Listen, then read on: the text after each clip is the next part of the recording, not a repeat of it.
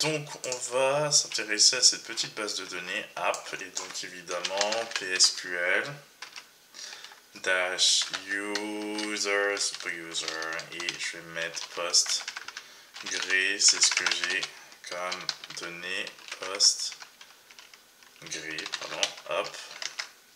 Et là, je mets le petit mot de passe que j'ai donné, donc c'est bon. Le truc, c'est que c'est pas ça que je veux faire. Je veux exit, on va dire. Je veux aller sur mon application. Hop, et là je suis sur dans ma base de données, pardon, et là je suis sur app et je veux créer une table. Donc on va faire un petit truc simple, hein. On va appeler cette table potentiellement user. Je vais mettre ça comme ça, user, et je vais mettre juste pour l'instant un email de type, on va dire varchar 20 maximum et password de type texte et on va mettre 250. Hop. Et on est bon. Pour l'instant, je vais faire juste ça. Donc, n'est pas autorisé pour le type texte. Hop, hop, hop. Ah, d'accord. Bah écoute, je vais pas mettre de modificateur. Hop. Et donc, on a créé notre petite table. Donc ça, c'est déjà une chose de faite. Ensuite, comment on fait pour voir ce qu'on a créé? Anti-slash dt potentiellement. Et là, on voit qu'on a un schéma avec une table user.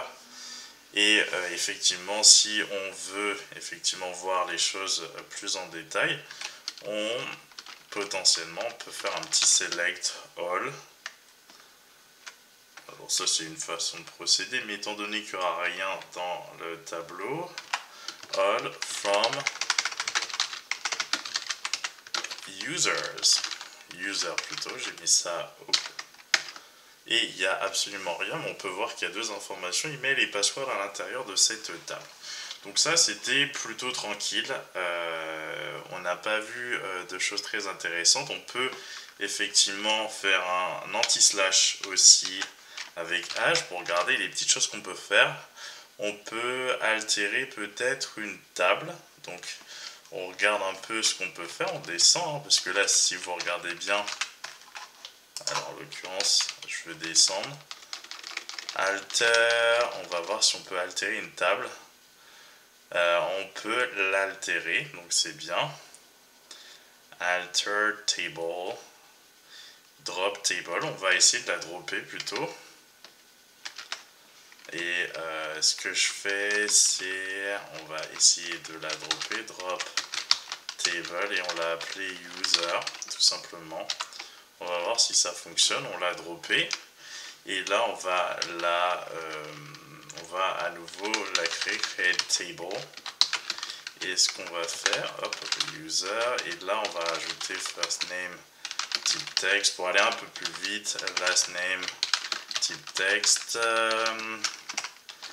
email type text, password type text, et là on va mettre par exemple money et type real, ça va être plutôt bien. Ou integer, mais real ce sera pas mal, mais je pense que je vais mettre integer, int,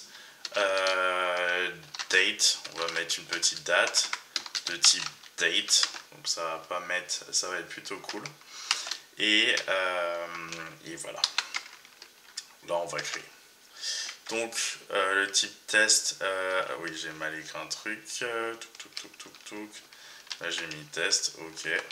Certes c'est un test mais quand même.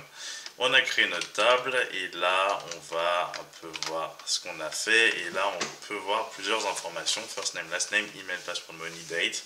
Donc on a créé notre petite table, c'était assez simple. Donc maintenant on va voir quelques petites choses plus intéressantes. Alors là avec le varchar vous pouviez effectivement mettre un nombre de caractères autorisés. Là, c'est pas le cas pour texte. Vous ne pouvez pas. Et comme je vous l'ai montré, vous pouvez dropper la table, c'est-à-dire finalement la détruire. C'est-à-dire que ici, si vous regardez, alors je ne sais pas si c'est actualisé, en l'occurrence,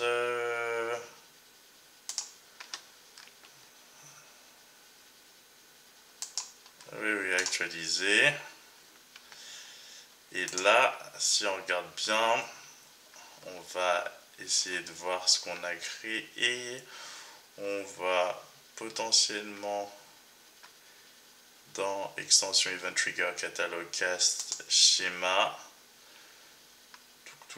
aggregate, il n'y a pas d'information ici, donc on va plutôt dans notre petite app, on va trouver où ça se trouve, catalogue on voit pas et effectivement ce qu'on a, extension non plus, subscription non plus, mais on voit qu'il y a eu effectivement des petites choses qui ont été créées, mais comment y accéder? Table space peut-être bien, non, on peut pas voir ça là non plus, publication, langage, extension, event trigger, catalogue, cast, donc non, catalogue non plus, event trigger non plus, extension non plus, Find data wrapper non plus, hop, non plus, non plus, non plus, un schéma public par contre. Donc on va voir, là on va dans les tables et on peut voir notre petite table user avec les potentielles différentes colonnes. Il n'y a encore rien à l'intérieur de cette table, donc franchement on peut toujours chercher, on va absolument rien voir, sauf qu'on peut la détruire. Donc c'est assez simple, on clique sur delete et il n'y aura plus de table user. Donc ça c'était une façon de faire, à vous d'utiliser celle qui vous semble la plus intéressante, voilà.